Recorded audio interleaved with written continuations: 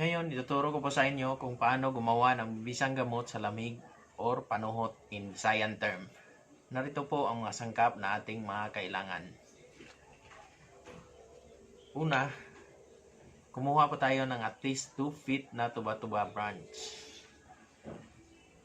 Pangalawa, ginger. At ang pangatlo natin kailangan ay 1 teaspoon na asin. Mula po sa tatlong sangkap ay gagawa tayo ng ointment. Una, po nating gagawin ay kukuskusin ang balat sa sanga ng tuba-tuba.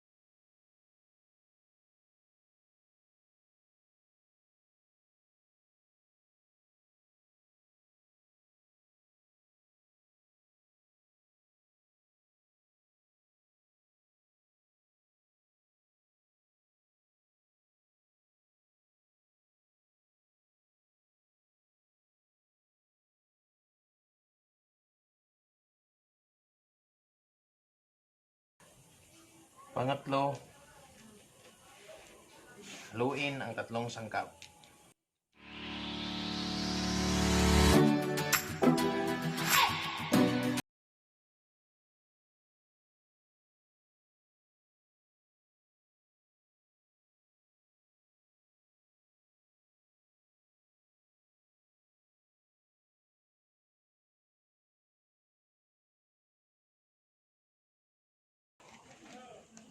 Pangapat, ilagay sa dahon ng saging at balutin.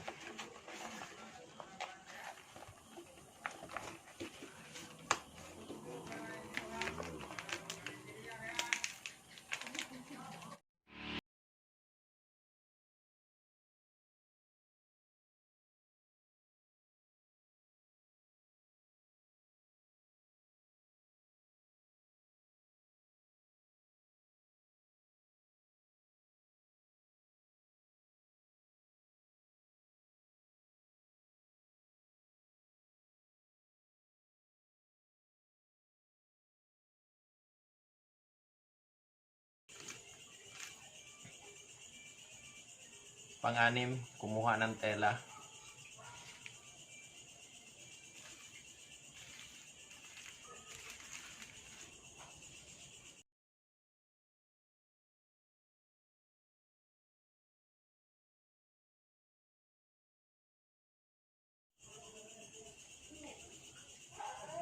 Extract na tayo dito ng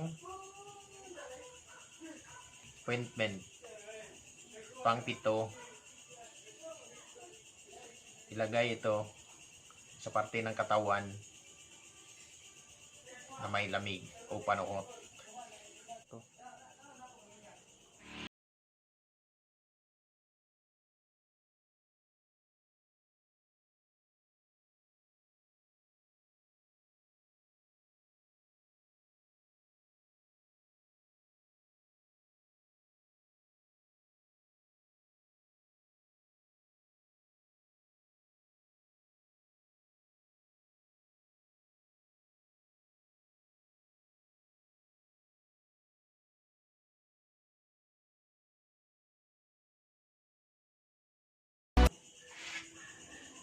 Mainam na gawin before bedtime for 1 to 2 weeks. Thank you for watching. Please subscribe and share the good news to everyone.